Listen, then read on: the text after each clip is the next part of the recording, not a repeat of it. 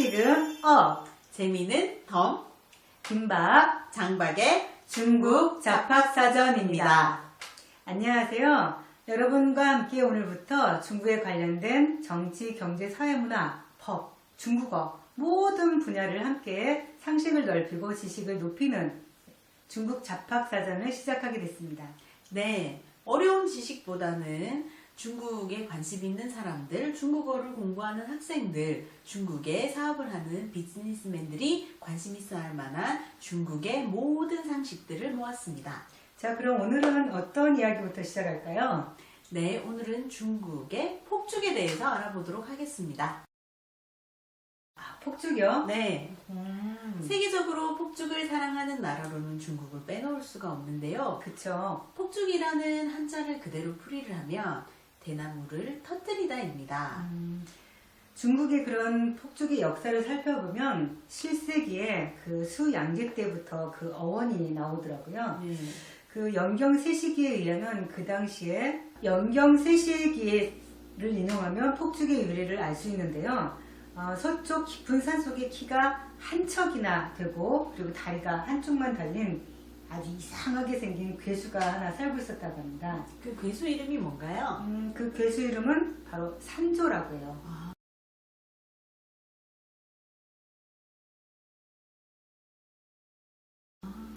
산조는 산속에서 두꺼비나 개를 잡아먹고 살았는데 이상하게도 사람들이 쳐다보거나 가까이만 가도 그 사람이 열병을 앓는 그런 이상한 그런 무서운 능력을 갖고 있었다고 그래요. 정말 무서운 괴물이군요. 네, 맞습니다. 근데 그에게도 약점은 하나가 있었어요. 어떤 약점이었냐면 바로 그 청죽이 안에서 화약이 탁 터지면 그 팍팍 터지는 소리에 아주 무서워서 옴짝달싹 못하는 그런 약점을 갖고 있었죠. 청죽은 또 뭔가요? 청죽이란 것은 푸른 대나무를 뜻해요. 옛날에는 그 대나무 안에다가 화약을 넣어서 이렇게 터트리는 게 그 폭죽이 그 최초에 만들어진 그런 시발점이라고 하더라고요. 근데 나중에는 이제 종이가 만들어져서 그 청죽 대신에 종이로 그 폭죽을 싸가지고서는 그 폭죽을 터트리는 그런 식으로 발전이 되었죠. 그래서 폭죽을 종이로 싸다라는 것이 중국어로 표현하면 삐엔이라고 합니다. 네. 그래서 중국에서 폭죽을 터트리다라는 중국어로 말을 하면 삐엔파오라는 말이 거기에서 유래가 되었다고 하죠. 네, 폭죽에 관한 또 다른 전설이 있는데요. 네.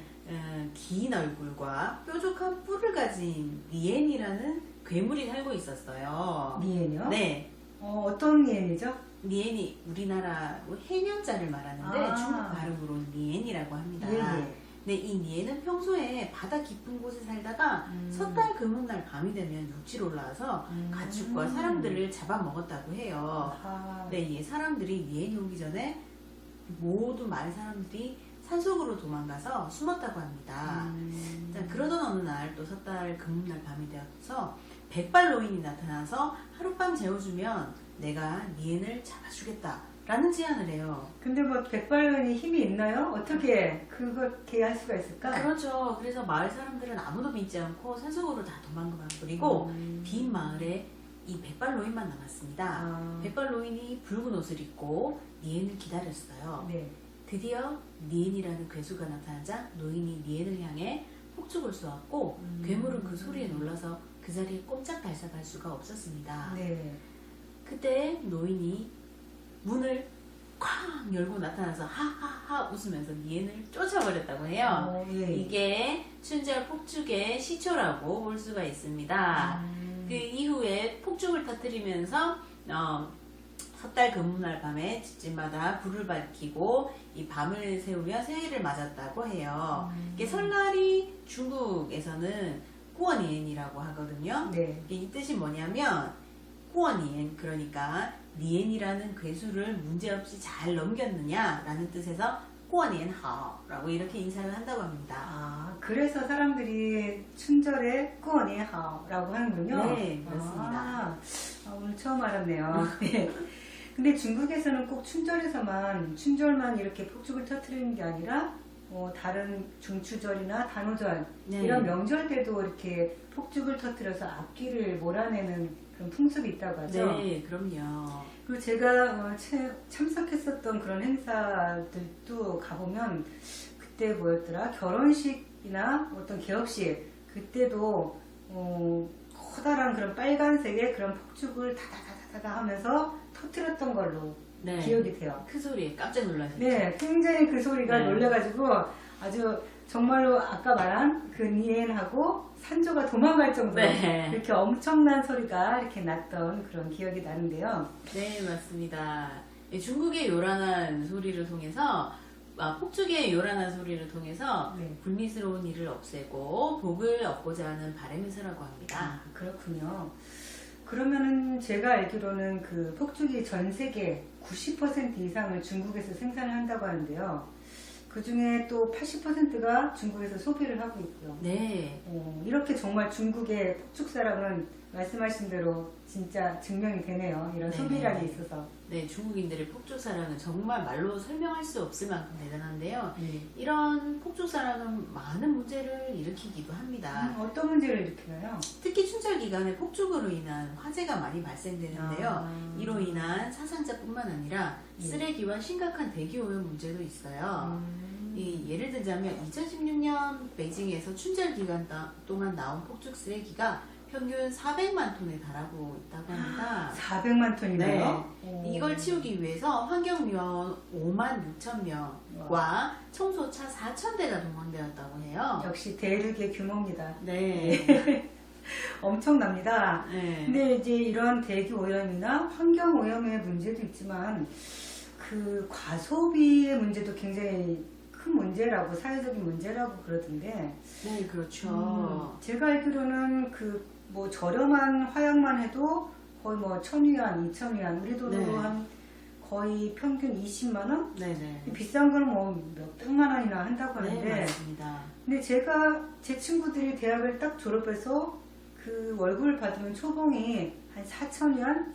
그 정도밖에 안 되거든요. 네네. 그렇다면 이게 자기 봉급의 2분의 1이 훨씬 넘는 그런 돈을 쓴다는 거잖아요. 그렇죠. 월급을 넘기도 하죠. 와, 네. 우리나라 같으면 상상이 되지 않을 텐데. 맞습니다. 중국에서는 춘절 폭죽을 사기 위해서 일을 한다라는 사람이 있을 정도입니다. 이게 자기 과시하기 위해서 이렇게 하는 거라고도 볼 수가 있죠. 네, 그렇죠. 부자들은 이게 자기 과시를 위해서 이 폭죽을 더 크고 화려하게 네. 이렇게 쏘아 올린다고 해요. 최근 베이징 등 대도시에서는 화재와 환경오염의 우려로 폭죽 사용을 제한하고 있습니다. 아, 네, 법을 만들어서 규제를 하고 있는데요. 법까지 만들었어요. 네, 폭죽 관련된 법이 있다는 사실 들어보셨어요? 못 들어봤습니다. 네. 2006년 중국 국무원에서는 폭죽의 생산, 판매, 운송 등을 제한하는 규정인 폭죽 안전관리조례라는 것을 만들었습니다. 아, 그리고 2013년에는 폭죽 경영 허가 실시 방법을 제정해서 국가가 발급한 허가증을 보유한 정식 판매처에서만 폭죽을 판매하도록 하였어요. 우리나라 그 담배가 지정된 그런 가게에서만 팔 수 있는 것처럼 네. 폭죽도 역시 이렇게 지정된 장소에서만 그 판매가 가능하군요. 네, 그렇습니다. 특히 전국의 우후죽순으로 들어선 폭죽 생산 업체들의 자격 요건을 대폭 강화하고 있고요. 기존 미달인 공장의 문을 닫고 또 기업이 제품의 안전성에 철저하게 책임을 지도록 의무화하였습니다.